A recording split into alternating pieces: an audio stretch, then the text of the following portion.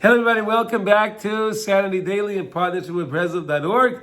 Today we're going to continue our lessons in Mitzvah Hashem in Likutei Eitzos, the book of advice. Today we're learning Chanukah, wow, and today we're up to letter Beis. Here we go. Ayidei mitzvahs hadlokas ner Chanukah mamshichin alatzma yadas hakodesh shehi bechina shemen hatoiv. Okay, so what does this mean? Through the mitzvahs of Adlokas Ner Chanukah, while we light the candles, and we do it with a simcha, take our time.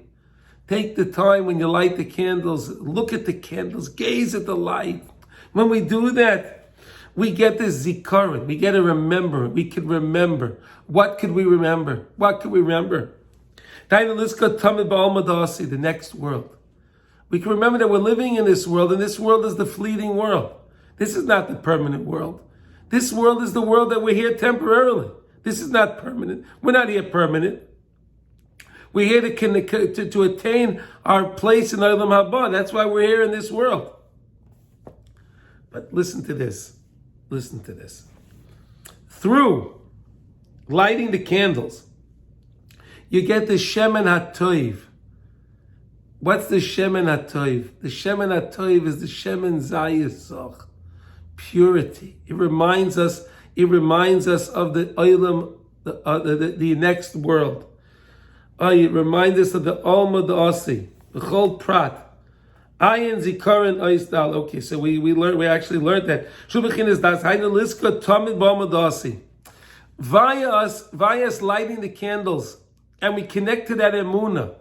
We know that HaKadosh Baruch Hu during the Zayin Yimei Bereishis, when Hashem was creating the world, when He created the world, HaKadosh Baruch Hu was goynes. He hid away the Or Elikus. There was an Or.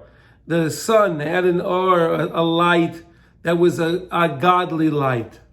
But HaKadosh Baruch Hu saw that the world couldn't contain the godly light, so Hashem put that away. Hashem hid that. He was goynes it. He hid the light.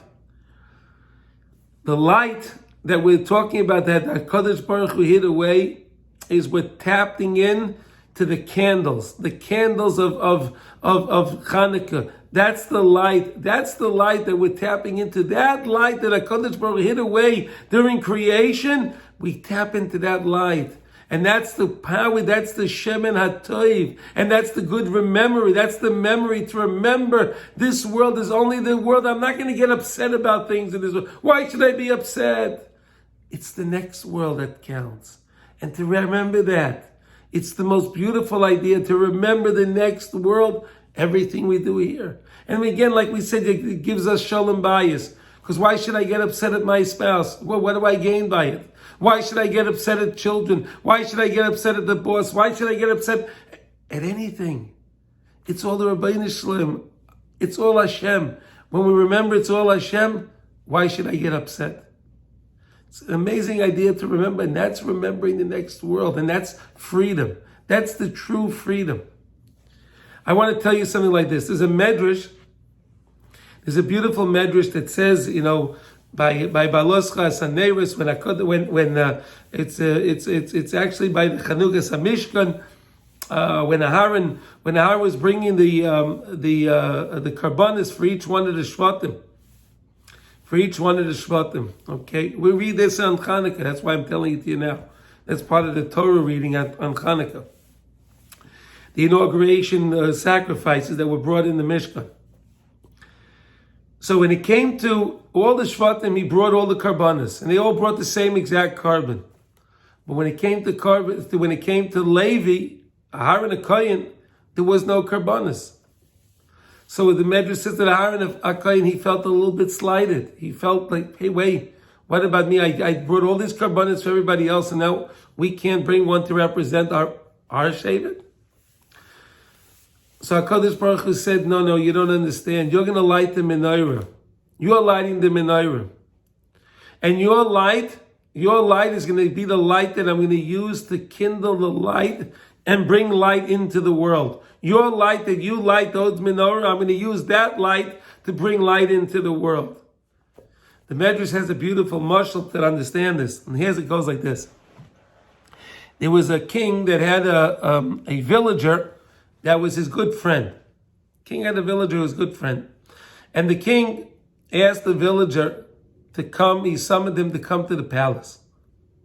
So the villager came to the palace, and the king said to him, my dear friend, in 30 days I'd like to come to your village, to your place, to your village, and I'd like to spend time with you in your home. So the villager was so happy, wow, the king is going to come to my home. Wow, he was so happy. So the villager went back home, and he took a look in his little house, and he saw that his chairs were not so good, and his table and this, he's a poor person. So he went out and he chopped down some wood, and he made some new chairs, and he made a new table. And he got himself a chicken, and he was feeding it nice to fatten up the chicken so he can make a meal for the king.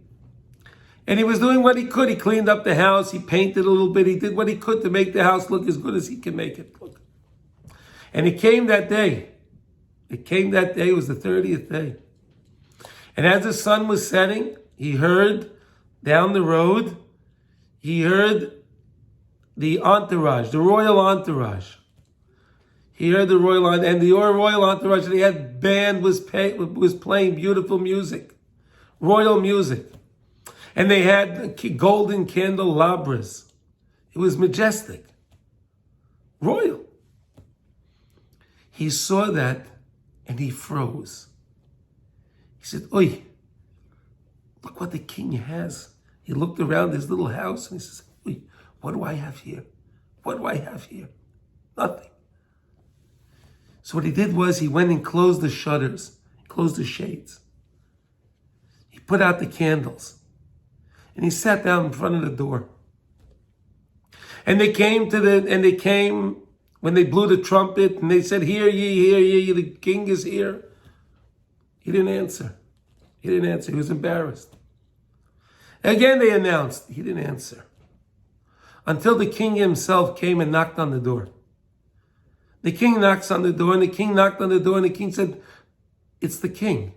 I'm here to see you." When it was the king, he couldn't not answer the door. He had to answer the door. It was the king. He answers the door. And the king says to him, Did you forget that we were having our meeting? No, Your Honor, Your Highness. I didn't forget. I just saw you coming down the road, and you had all that grandeur. And I felt so embarrassed that I don't have this. The king said, that's the whole point. He said, I always have that. I have all of that. I have all that light. I have all of that money, and I have all that grandeur. I want to spend time with you. That's what I want. That's what the Rebbeinu Shalom was telling Aaron HaKohen. It's true that I'm Mamale and Mesaviv Kol Almin with my light. I fill and surround all worlds with my light. It's true. But I want to use your light, Aaron. I want to use your light, and your light is what I'll use to illuminate the world. Unbelievable. And this is what we're doing when we light the candles. Rebbeinu Shalom enjoys so much when we go and light those candles. I want to wish everyone a freilichen, lichtigen Chanukah. Kol Tov.